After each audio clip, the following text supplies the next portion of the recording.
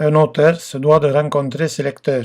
Salons, échanges littéraires, rue des Arts, les occasions sont nombreuses. Nous avons accompagné Jean Fabre à Gruissan pour une séance de dédicace organisée par la médiathèque à l'occasion d'une journée du livre. C'est donc au pied de la tour Barberousse que nous retrouvons Jean Fabre ce matin.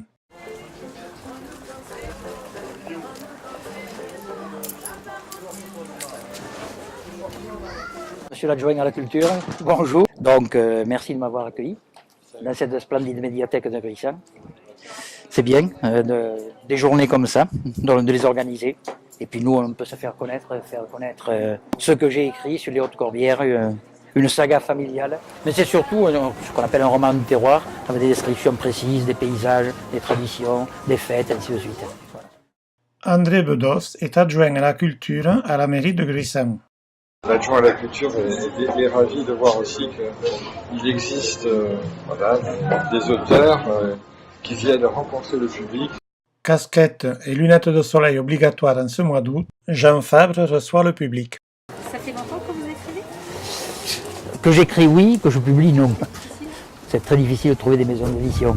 Maupassant, c'est une maison d'édition du Sud? Non, c'est une édition nationale. C'est distribué par Gallimard. Donc vous écrivez depuis longtemps? Les romans étaient prêts depuis longtemps. Je ne faisais que les relire et peaufiner. Parce que je suis en train d'écrire un livre. Ah, mais c'est bien ça. Et avant d'écrire, il faut lire beaucoup. Et vous, quelle est votre profession? Alors moi, j'étais enseignant, j'étais maître formateur et surtout grand lecteur. Je dévorais les livres. je continue d'ailleurs. Je n'ai jamais cessé.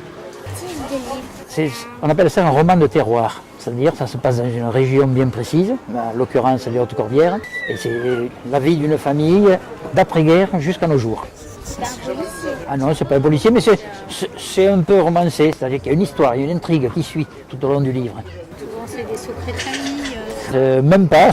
Le père d'une famille nombreuse, qui est un despote, un tyran qui fait souffrir tout le monde, et le dernier de ses fils qui prendra la suite, qui agira de même. Et c'est le fil rouge.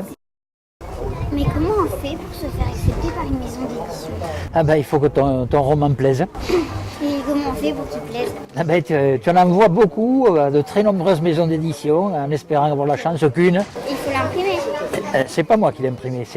Tu fais, si tu veux, ce que l'on appelle un manuscrit, que tu fais relier grossièrement, et tu l'envoies à la maison d'édition. Moi, j'en ai envoyé 60 de manuscrits, 60 millions d'éditions, et j'ai eu 2 réponses positives.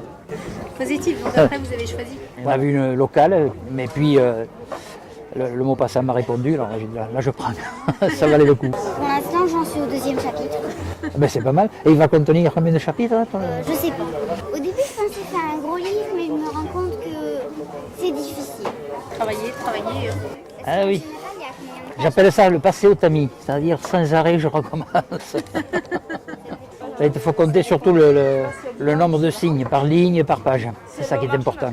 Votre prénom?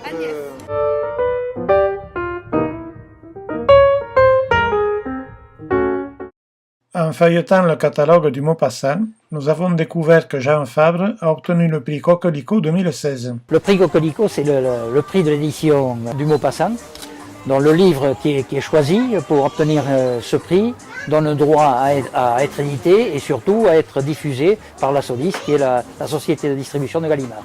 Donc j'ai obtenu ce prix en 2016, ce qui fait que mon bouquin a pu paraître et être distribué sur toute la France. Voilà.